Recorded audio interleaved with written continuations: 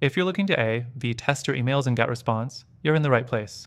Whether you're trying to optimize your email campaigns or figure out what resonates best with your audience, A, B testing is crucial. I'll walk you through how to do this in GetResponse and show you the strengths and weaknesses of the tool. Stick around till the end for a surprise that will help you take your email game to the next level.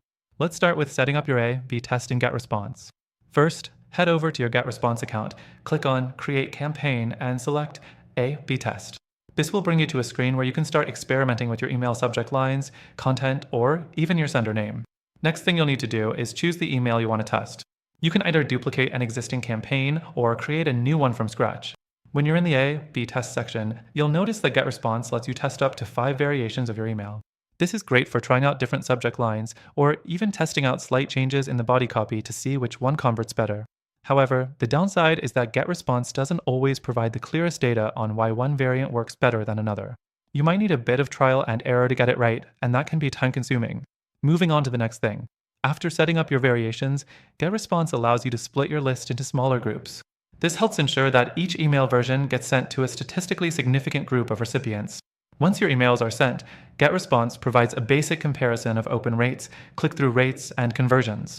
However, it doesn't give you as much insight into more granular metrics like time spent on email or specific click actions within your emails. This can be a limitation if you need a more detailed analysis of how your audience is engaging.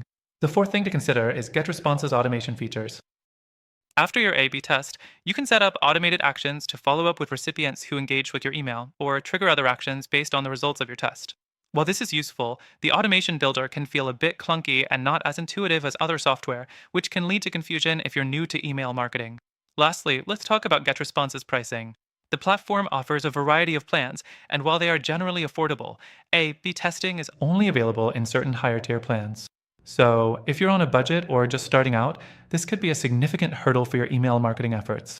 Now, while GetResponse has a lot going for it, there are better alternatives out there for A, B testing that offer more powerful features, more detailed analytics, and even easier automation workflows. At the end of the day, A, B testing should give you actionable insights to improve your email performance, and there are other tools that might be more suitable for your needs.